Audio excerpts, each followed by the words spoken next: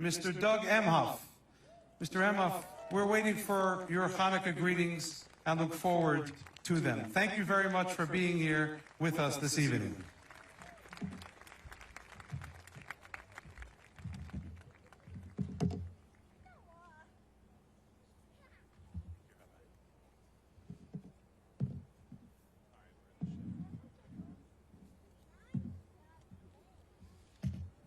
Thank you, Rabbi Shem Tov, and thank you, Chabad, for hosting this incredible event. And thank you, Chava and Maya, for those essays. They were really touching and incredible. Rebecca and Rosa, to see you up here and share that incredible bond and that moment with us, I'll never forget. Rabbis, cantors who are amazing, the band, leaders, American Jews everywhere, and everyone else around the world watching. It is such an honor to be here tonight as the first second gentleman of the United States.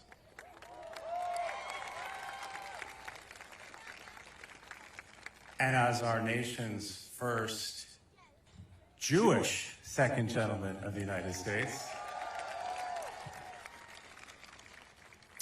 It's also an honor to be here on behalf of the Biden-Harris administration, to be here as this beautiful menorah is lit in front of the People's House right behind us, here on the people's front lawn in this land of the free.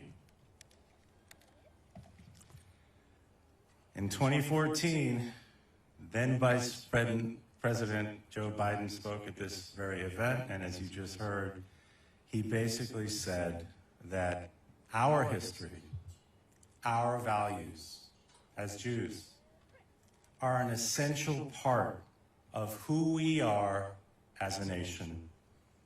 I believe this deeply. I know this to be true. And like so many of us gathered here today, my family members, my forebears, my ancestors, they left Europe in search of safety and security.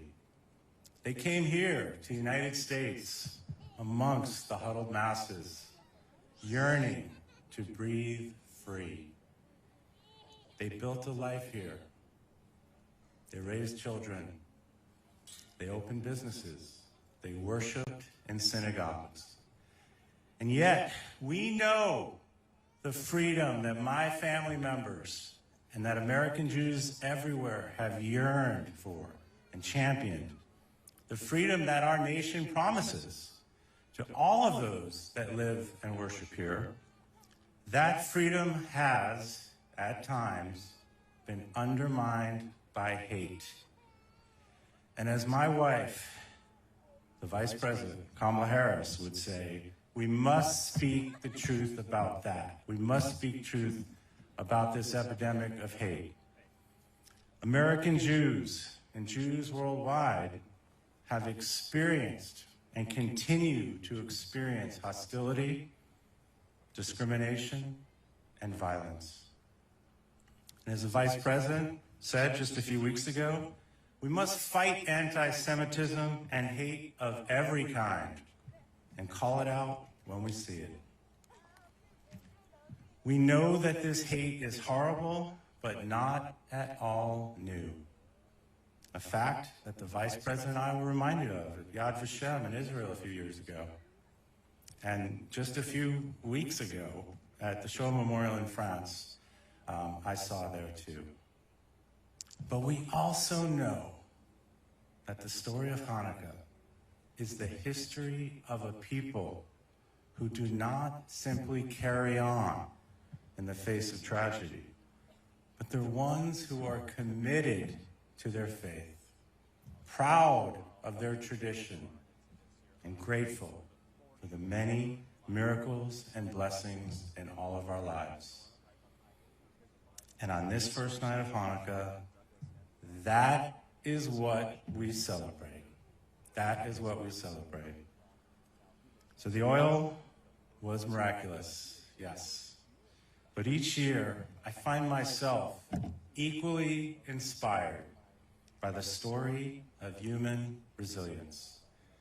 As the people of Israel were being forced to abandon their culture and beliefs, a small but dedicated band reclaimed the temple in Jerusalem and rededicated it to God.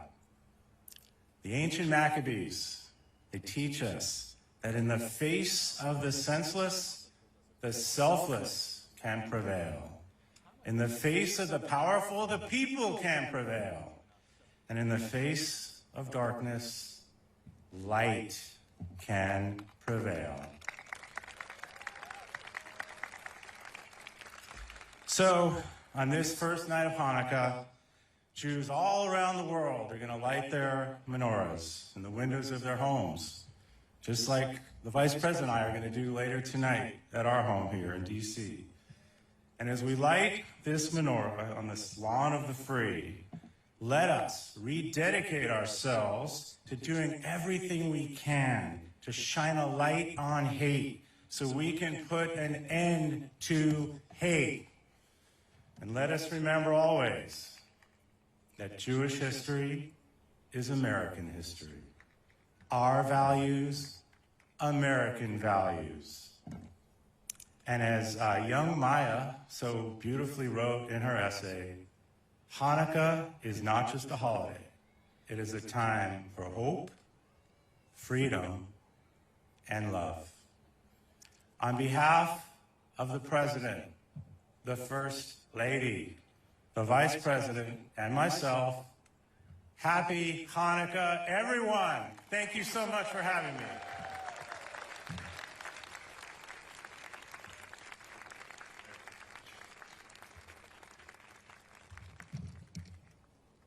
Thank you very much.